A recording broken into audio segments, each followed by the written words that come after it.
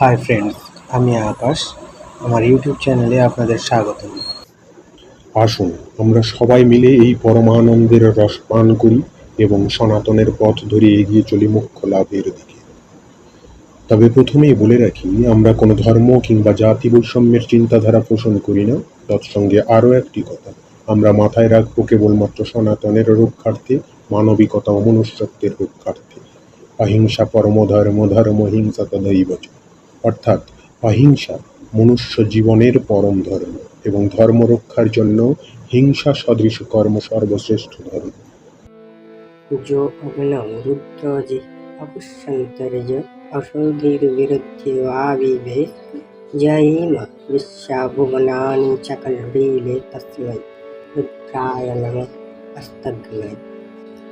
যে পরমাত্মা অগ্নিতে, জলে, ঔষধিতে, বনস্পতিতে ব্যক্ত আছেন, যিনি এই নিখিল ভুবন রচনা করেছেন, সেই সর্বব্যাপক পরমাত্মাকে আমার নমস্কার।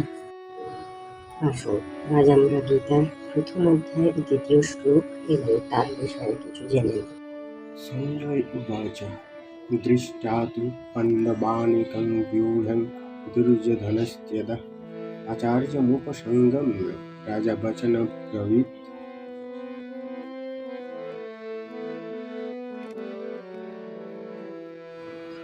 অন্ধ রাজা ধৃতরাষ্ট্রের প্রশ্নের উত্তরে সঞ্জয় বললেন, হে রাজন, পাণ্ডবদের সৈন্য সজ্জা দর্শন করে রাজা দুর্যোধন দ্রোণাচার্যের কাছে গিয়ে বললেন।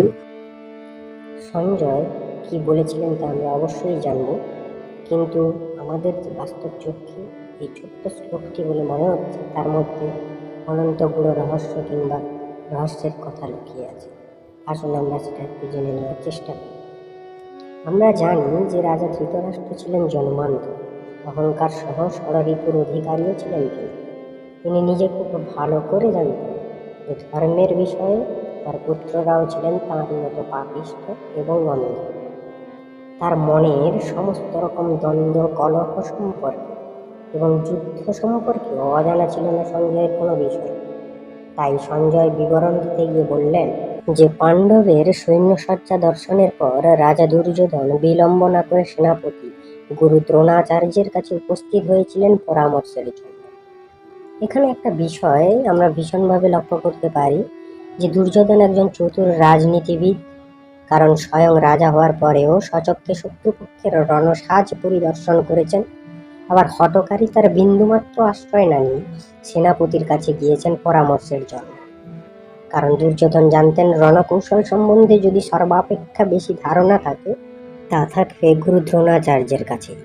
তিনি নিজেই গুরু দ্রোণকে নিজের সেনাপতি করেছিলেন। তবে গীতার এই প্রথম দিকের বর্ণনা বা দ্বিতীয় শ্লোকের মধ্য দিয়ে বোঝা যায় দুর্যোধনের মনে মহাভয়ের সঞ্চার হয়েছিল। তা তিনি চতুরতার আবরণে ঢাকার বৃথা চেষ্টার কোনো পথই ছাড়েননি। আমরা জানি এই গীতা কিংবা গীতার এই শ্লোকগুলি বিভিন্নভাবে বিচার এবং বিশ্লেষণ করে তার মতামত পোষণ করা যায়। তাই একটি ছোট্ট মতামত পোষণ করতে চাই। যদি আপনারা মনে করেন আমার মতামতটি ঠিক কিংবা আপনাদের নিজস্ব কোনো মতামত থেকে থাকে, তাহলে আমার কমেন্ট বক্সে অবশ্যই জানাতে পারেন। চলুন আমার মতামতটি একটু বলে বোঝানোর চেষ্টা করি। আমরা কি এই শিক্ষা পাই না মহান গীতার এই অংশ থেকে, যে আমাদের মনে তখনই ভয়ের আবির্ভাব ঘটে যখন আমাদের অন্তরাত্মা জানান দেয় যে আমরা কোনো ভুল কার্য কিংবা অপরাধ করেছি। মান ও হুঁশের উচিত কার্য হলো অন্যায়ের প্রতিবাদ করা, অর্থাৎ মানব জাতির কিংবা মানুষের অবশ্যই উচিত কার্য হলো অন্যায়ের প্রতিবাদ করা কিংবা তার বিরোধিতাও করা।